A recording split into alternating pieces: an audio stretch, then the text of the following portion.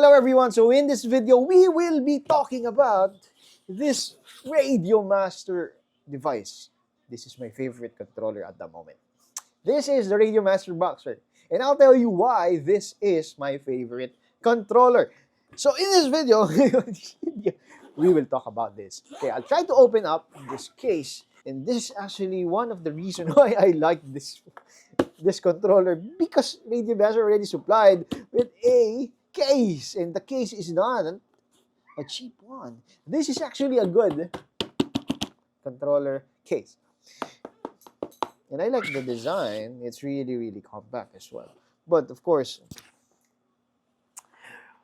the Radiomaster Boxer is placed in this way. So this is the Radiomaster Boxer. It's actually inside of this, and the plastic that Radiomaster used for all of their controllers is somewhat similar, but this is actually a good plastic. And so far, I haven't had any issue with this. It's quite stiff, but I like the matte finish. Now, let's talk about the Radiomaster box. Radiomaster also supplied us with gimbal and switch protector. It's actually included in the package. It's really good. This is made of silicone. So, let's talk. There are a lot of things that I'm discussing, but I'm not yet discussing the Radiomaster Boxer. So, Radiomaster Boxer is configured in this way. This is similar to, I think, the T-Mambo. I forgot the name of the Mambo. First thing that I noticed already when I saw this, when the Radiomaster announced it, is the full-size gimbal. I really like full-size gimbal because it gives you more surface area to work on your stick. So it is more precise on the amount of... Okay. So yeah, thank you. So it gives you more surface area to work on your stick, and when it is translated to stick commands, it is more precise than a smaller size gimbal. One of the smallest gimbal that I have used is the DJI radio controller, and one of the problem with that controller is that if you want to fly your quad, or for example the Pavo 20, if I want to hover it around on the radio controller of DJI, I need to put it more than 50%.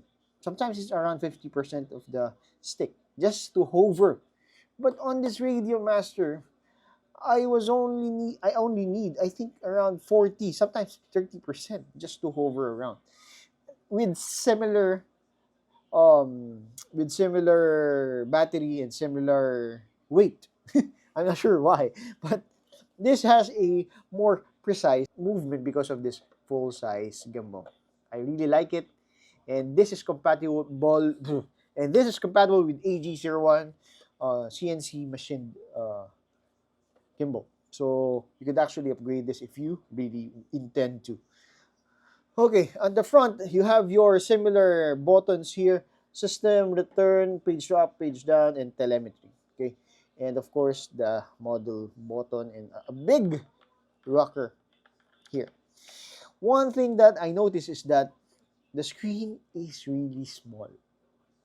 To make it more compact, probably they used a smaller screen. Unlike with the TX16, it's really big, so you have to get at least a bigger screen as well. So if we will compare this with for example the Radiomaster Zorro, as you can see, the Radiomaster Zorro is quite bigger in terms of screen size compared with the Boxer. Okay, this is not as important, of course. The only thing that is important about the screen is the settings and how you would set up your control, how you set up your controller. But there are no, I think I don't need a colored screen just for that purpose alone. So if you're flying a lot of radio devices, I think it would matter for you the screen. But for me, this is enough for the FPV drones that I flew. This smaller screen, and it is more compact to rather than have a bigger one such as the T. Okay, you have your trim switches here as well. Okay, you got 4 trim switches, and one thing that I noticed is you also got this. You could set up this for your the quads that you use it for. But for me, I usually use one for all of my quads so that it's the settings is not that difficult to do. So this is really useful. Set up your power button, everything inside Edge TX. So I'll try to show it to you probably on another video. But for now, let's just discuss the Radiomaster Boxer itself. Switches at the top, two three-way switches, and two two-way switches. Okay, you got a roller. I usually don't use this, as I have said with the Sorrow. I don't use it, but it's actually there. So if you need it, you could use it. And on the top part here on the left is you got a button here. I usually use this for my OSD because most of the time on the Radiomaster, on the HD0, I usually disable the OSD when I do some freestyle, especially for my tiny whoops. So I usually disable it using this button. But for the Pavo 20, I use it for the LED. So for those things that is not that important, I usually use this on and off button. Okay, you have a momentary button on the right part. So you got your USB port at the top for your computer, a headphone jack, two headphone jack. Okay, at the back part, as you can see, there are no extra buttons, and that made it much easier to use and to configure because sometimes I don't use the back momentary switch from the Radiomaster Zorro. So that is a welcome here that they don't include it because I don't usually use it. But if you're flying planes, I think you could actually use it for your settings. But for me, I don't usually use it, and making this more compact is much more important than having a lot of buttons or switches at the back. Okay, just me, of course. Another thing is you got this strap in the TX16. It's actually I think it's a plastic or metal holder. Actually, there's a purpose for it. If you are using an external module such as this, it's actually protecting that module. Of course, some like the TX16, the module is really big, and if there is no protection, if you put this like this, the module is protruding. So you need that metal holder to somehow protect that module. But for us, since we are not using any external module here, it's not important for us. As long as you could hold the Radiomaster, it is good enough. Okay? Next, look at the battery tray. Look at how big it is. It's really big. And there is actually a reason why there are some ridges here. If you are using an external module, you could actually use it to power your module by using a bigger battery such as this 6200 battery from Radiomaster, and power up your controller by pull that cord out and power up your external module. But for me, I don't usually use it, but of course, it's a welcome addition by Radiomaster. I am currently using two 18650s. Why? To save weight. It's actually a bit heavy if we will be using this combo. This is a 6,000 milliampere. It's like a power bank already, and it's really heavy.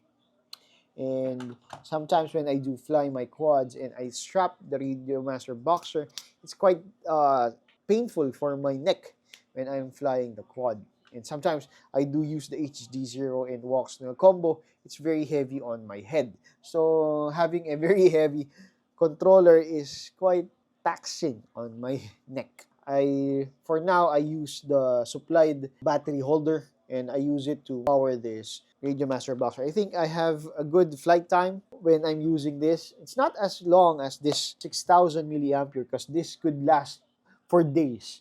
before I need to do a charging. But um with the 18650s, I think I only got probably roughly estimate around 6 hours of flight if I will do it continuously. 6 to 8 hours. But for me, so this is quite, at least this is much lighter than that. Another thing is you got this very long antenna, and this is one of the my only problem with this controller.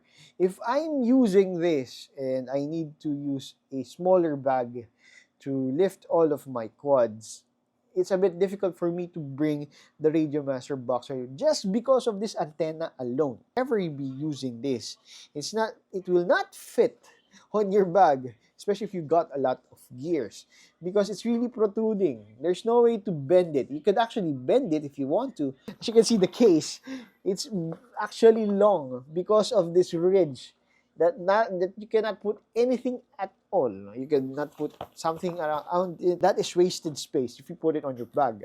Look at how much space is taken up by that antenna alone. See, a lot of wasted space. Although you can put something here. You can put a battery or whatever, antennas, but still, wasted space. They could have put it similar to a Zorro, wherein,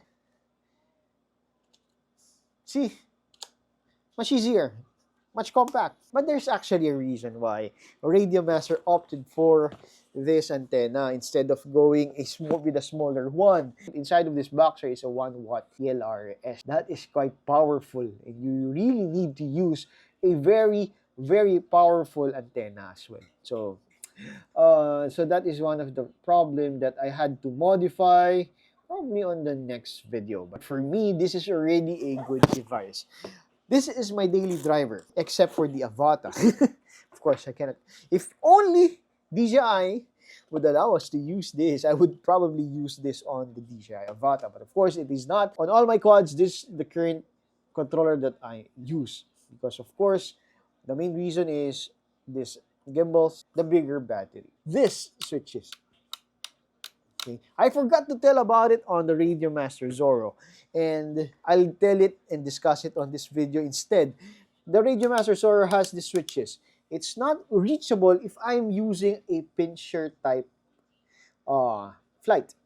As you can see, it's a bit difficult to press the switches with just this button.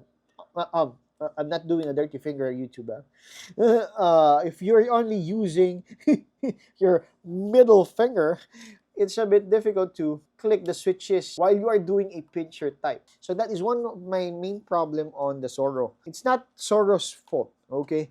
That is just how I usually fly. And this is solved by having the switches on top of the controller, similar to the TX16 lineup. It's much easier to hold or to turn, especially for pinchers like me, because I could actually use the middle finger to touch my switches. See? And I don't need to think about it. It just acts normally on my fingers. You could customize it. They are now selling a different shell. I think they got the different colors as well. And you got a transparent one so that you could paint on it if you really wanted to.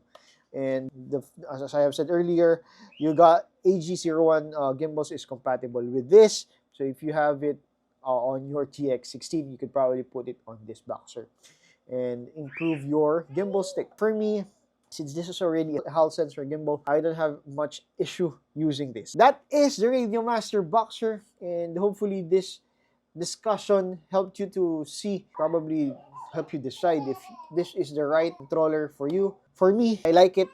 This is my daily driver, except for the Avata, of course. Because for the Avata, I'm using DJI RC2. Okay, so with this one, if DJI would be good enough to allow us to use this, I won't mind. I really like this controller a lot, and hopefully you do enjoy this video. And as always, happy flying. And as always, bye-bye. I don't have a good outro. Okay, so as always, see you in the next video. Happy flying.